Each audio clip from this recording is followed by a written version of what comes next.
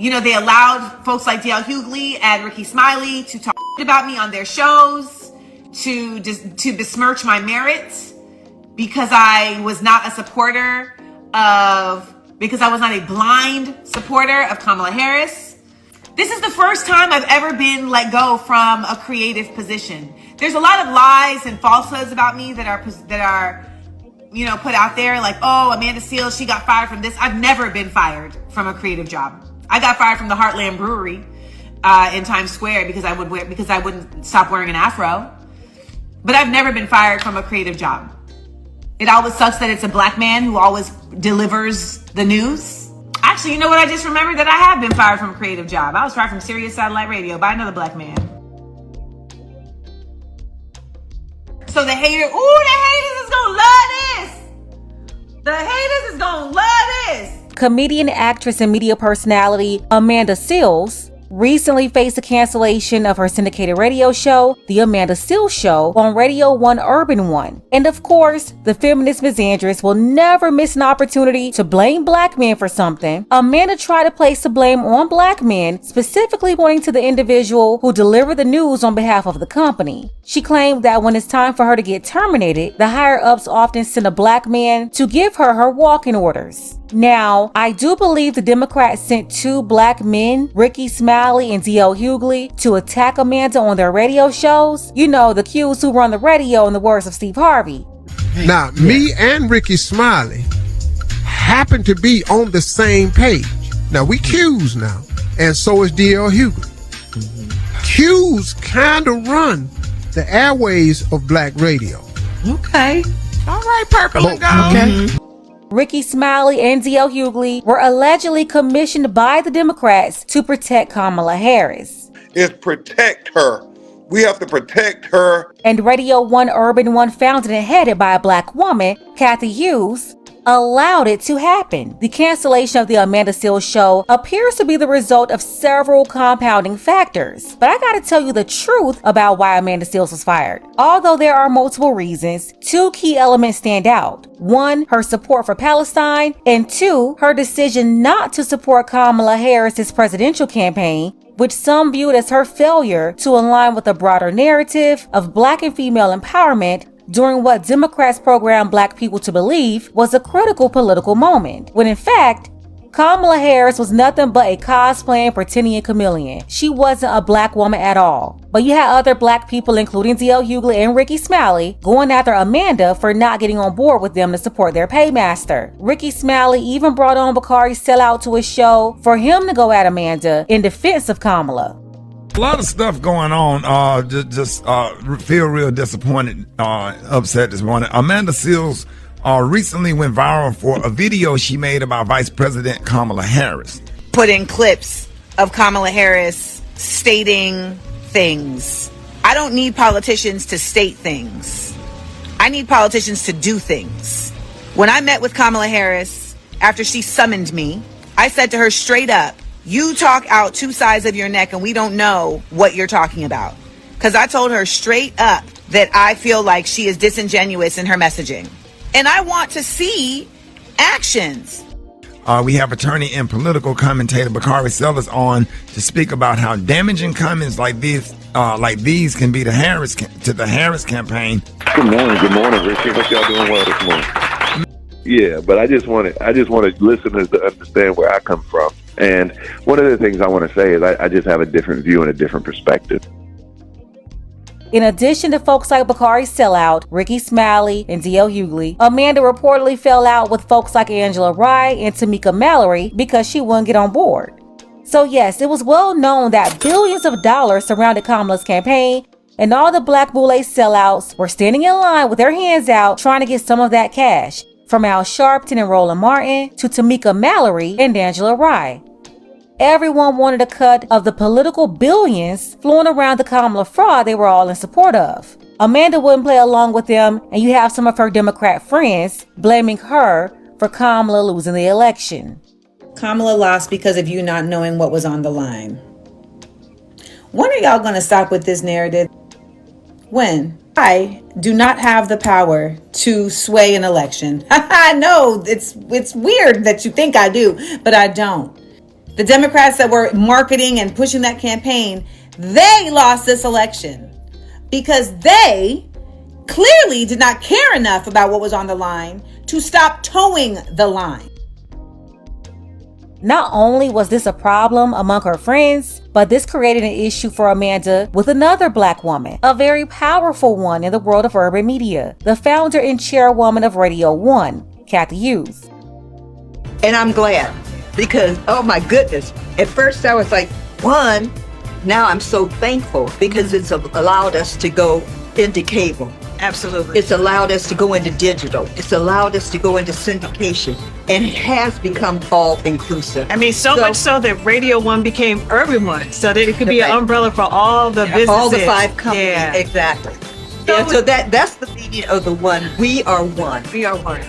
Radio 1, the largest Black-owned broadcasting company in the United States, focusing on radio, television, and digital media that cater to Black American audiences, was founded by Cathy Hughes in D.C. That was about 45 years ago in 1980. Cathy became the first Black woman to head a publicly traded media company when Radio 1 went public in 1999. She's considered a community advocate for consistently promoting awareness of issues affecting Black Americans, including social justice, education, and empowerment. Urban 1 operates TV 1, in addition to nearly 60 radio stations in 13 urban U.S. markets. Now, let me draw the lines for you between Cathy, Ricky, DL, and Amanda. All of these shows were controlled by Radio 1 through Reach Media. Who owns Reach Media? That will be Urban 1, formerly known as Radio 1. So that means the Amanda Seales Show is controlled by Radio 1. The D.L. Hughley Show is controlled by Radio 1. And the Ricky Smiley Show is controlled by Radio 1. And again, who's controlling Radio 1? Cathy. Not only is she the most powerful woman in urban radio, but she's a staunch supporter of the Democrat Party. Although the company does not explicitly identify as a partisan organization, they always support and defend any agenda presented by the DNC. And hey, it's not so hard to marry their policies and candidates when a lot of money is distributed to them to carry the water for the DNC and program Black Americans. Which explains why it was a problem for Amanda Seales to not get on board when millions of dollars was spent with the company to convince Black people to support the cosplaying Pretending Chameleon. D.L. Hughley and Ricky Smiley got on board. Al Sharpton, who's also a part of the company, he was on board. Amanda, however, did not get on board, which is why Cathy was okay with allowing Ricky and DL to go after her own talent. Remember, all of them are controlled by Radio 1, so this is why Amanda believed they were allowed to do this. I'll take it a step further. I wouldn't be surprised if they were ordered to do it. You know, they allowed folks like D.L. Hughley and Ricky Smiley to talk about me on their shows, to besmirch my merits because I was not a supporter because I was not a blind supporter of Kamala Harris. This is the first time I've ever been let go from a creative position. There's a lot of lies and falsehoods about me that are, you know, put out there. Like, oh, Amanda Seales, she got fired from this. I've never been fired from a creative job. I got fired from the Heartland Brewery in Times Square because I wouldn't stop wearing an afro. But I've never been fired from a creative job because I show up and because I am really good at what I do. So the haters is gonna love this. The haters is gonna love this. DL and Ricky were allegedly used to come for Amanda and further discredit her or ruin her relationships with affiliates, so they will be turned off from her, making way for Radio 1 to diminish her value during her renegotiation or completely cut her from the network, which is what ultimately happened. But it wasn't just the Democrats. Amanda is also getting backlash for her constant support of Palestine. She was always going on the radio and social media speaking up for Palestinians. Now, Amanda is known for running her mouth. Well, she's done that again, but this time with too many powerful groups at once. Not only is she sparring with her peers, the Democrat operatives, but her support for Palestine has caused some issues for her with the Jewish community. I was told that the reason the show was not going to go further was because affiliates did not want a show that was polarizing and also that I was not funny enough on a consistent basis. And they're not wrong. These are not let me do a silly skit every morning times. At one point on the show where they called me and they asked me to stop referring to the genocide as a genocide, I played their little game for like a month and then I just was like, I can't not refer to it as what it is. One problem with that, Amanda, your bosses are who they are, and you're basically protesting every day on social media and on the radio in support of their opposition. Like, you had to know that could become an issue at some point. But according to Amanda, she says she already told them before she got the job that she was pro-Palestine and warned them that she would have to speak up for them. When I came to Radio 1 in 2021, so when I came to Radio 1 in 2022, I literally said to both of my bosses who were Jewish men, I said, I cannot come here unless you're going to have my back when I eventually have to speak about Palestine, because I will have to speak about Palestine. And I need to know, do you all acknowledge that Palestine is an occupied state? Do you acknowledge this? And the elder said, yes. And the other started to do conjecture. And I was like, cut it. I didn't ask you for all of that. I said yes or no. He said yes. And I said, because I will have to speak about Palestine. And when it happens, I need to know that this company is going to have my back. Girl, like, you know they wouldn't have your back. I have to say this though, knowing that you're pro-Palestine and they still hired you shows they were willing to deal with you. But again, I think this time, Amanda made too many enemies at once. She's going hard with her protesting, then she's going against the most important non-black black woman in the country at the time, Kamala the cosplaying chameleon. All of her so-called liberal friends started flipping on her. It was really another level that she wasn't used to. I cannot sign this contract unless I know that this company is going to have my back.